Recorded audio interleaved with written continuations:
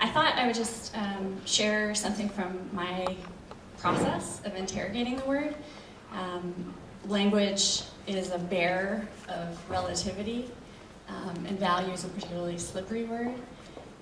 So I did, in thinking, I basically thought to myself and batted around for a while, and then I did what anyone would do. I consulted the Oracle, looked on the internet, and looked at about 15 different versions of definitions. Dictionaries are like insect collections to me. We try to pin things down that are alive and part of complex systems. We need to use other equally slippery words in the service of unpacking the word that we began with. The simplest definition I found was, since value is both a noun and a verb, was to hold dear, or the dear regard that something is held to deserve. And there's all kinds of internal conflicts that I found interesting. I wanted to sort of point out a few of them. Well, first of all, I thought it was interesting that it's both a verb and a noun, and I thought perhaps that's an expression of how much we value values, that they're both something that we can do and have. The dear regard that something's held to deserve is replaced in lots of different definitions with other words like worth, excellence, usefulness, importance, quality, ability, significance, all meaning something different and all sort of implying being inflected by perhaps different communities. Someone might value ability over usefulness.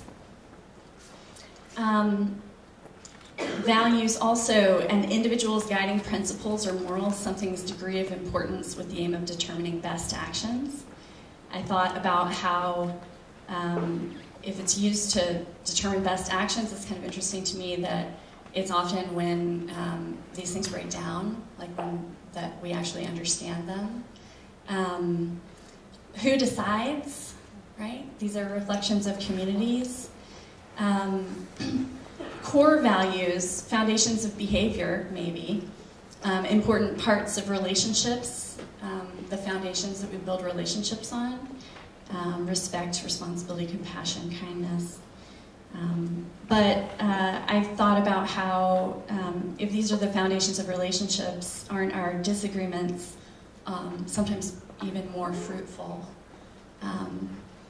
If values are something that we use to bind ourselves, our core values, to other folks, they're also used to exclude others, as in the bastardization of family values. I thought about the trouble of rarity as a marker of high value. We seem to have an infatuation with rarity. And I'm thinking of Sebastião Salgado's images of gold miners, thinking about human labor in relation to yellow chunks of rock. One of my favorite moments in this interrogation, a quality that makes something desirable or useful. Example, the value of sunlight.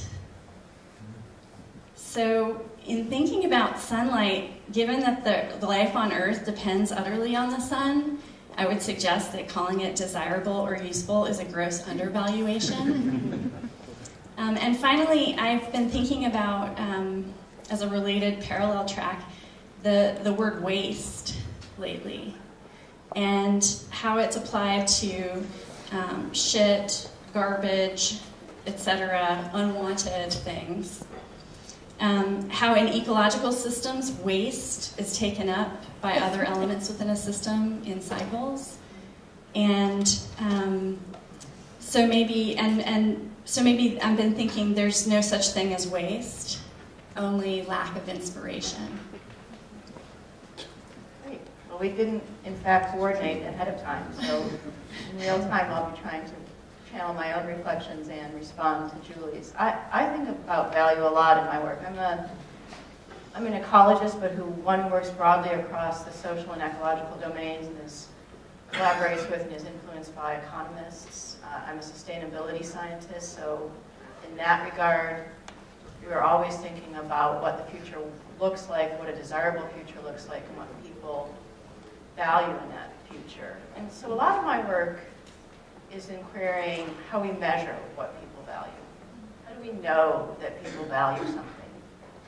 Because at least some talk is cheap. So to just say that you hold it dear may not be the true measure of a value of something.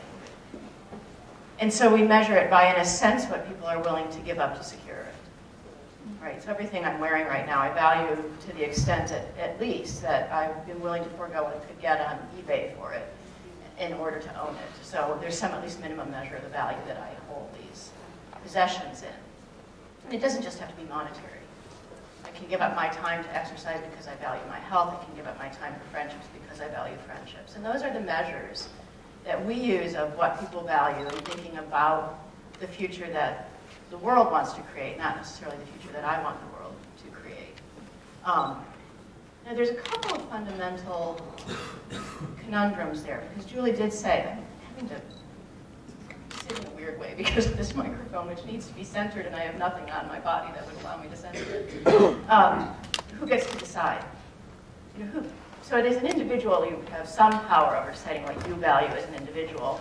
And as you get into any other larger grouping, there's always a negotiation. What do we value as a family? What do we value as a university? What do we value as a department? What do we value as a community?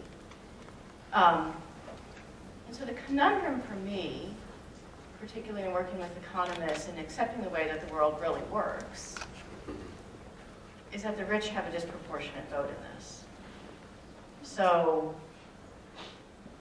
if the measure of value is what you're willing to give up to secure it, or what you're willing to pay to obtain it, then the more dollars you have, and more time you have, and more connections you have to convince people, the more your values get disproportionately reflected. And this seems to me to be problematic in the context of what we hope to have as a restored democracy.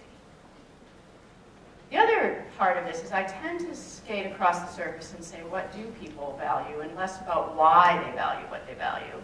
But of course, engaging in sustainability and also being trained, well, God knows what I was trained as, but I function as an ecologist with some understanding of evolutionary biology. And so I talk to my sustainability students and even some colleagues who, in a sense, are so passionate about what the world should value. We should care about the whole world, and we should care about the poor that are very distant from us. We should care about 7 generations hence, and you know what? We just don't. We're not evolved that way. And whatever passion we might have had for that when we're 21, it kind of disappears when we're 42, and at the end of the day, we want to go home and have a glass of wine and sit and relax and think about our families. And so there is a question in a globally connected world of however many billions of people we're going to end up with, where we really are having impacts distant in space and time on people, how you take the value that we do have based on the fact that we're biological creatures and create that greater global good. And I don't have the answers for that. And just one other reflection on what Sandra said, and then I want Julie to come back in. Some of our values, some of our moral compass, some of our core principles and truths are set in childhood, but some of them aren't. So one of the things I've started to be interested in lately is, when are our values malleable? When do they respond to a variety of other forces? And one of the things that people have looked at is, in fact, that our values can be influenced by our behaviors. We may engage in behavior because we think we value something about it, but we also may change in our values because we engage in a behavior. So a simple example of this is recycling. A lot of people engage in recycling because their neighbors do it, and they want to fit in. But they eventually start to equate the positive feeling of fitting in, of having that social acceptance of their behavior with the behavior itself. And they start to believe that they actually value recycling rather than value fitting in with the community. So our values can change in often complicated ways because of the fact that we're social creatures. So the why of what we value becomes more complicated than the measure of what we value, but both have fundamental conundrums. I didn't reference at all where I'm speaking from in terms of disciplines, and So I'm an artist and a teacher in the School of Art here at ASU, but I actually came through ecology and evolutionary biology as an undergraduate before finding the arts. So I respond very much to what you're saying about responsibility and community in those issues. These labels, right? Again, like waste is one label. The word weed is an unwanted plant. That's how we define it. But you learn through evolutionary biology that a lot of weeds, right, are both food sources and medicine. So it's sort of a lack of knowledge or a lack of inspiration about the utility, the real sort of hidden utility of things that belies them. There's sometimes things really are pests. Yes, yeah, but that's a relational. Then it's like a relational issue. It's like how it affects something else too, right? How it's connected. In terms of, I was a little worried to get into some issues of art markets, which I find myself as a artist and teacher. I'm actually quite insulated from. The issues that I deal with are more the human values than how things are assessed and appraised in a market system. But I would reflect that some of the issues you raised about inequitable, basically rich people having more to say. If a dollar is a dollar, instead of the proportion of your income that you're willing to devote to something as the measure of value, and rich people get more. And that's the way the world is working. And rich people are not necessarily smart or interesting. And also, and issues of the significance of a work. Significance is another one of those synonyms. It's not quite a synonym of the value. And I think, in evaluating art, I think it takes a long time. Evaluating history, understanding how something is important is a long view. And we don't always understand it in our own time. And even the stories that get told or the pieces that get exhibited, right? And realize we're running out of time. We do also have to accept that not everything has equal value.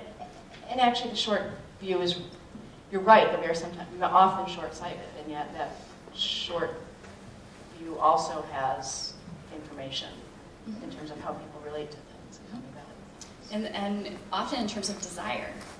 Right? Desire is a really strong motivator, and it's also a very short lens.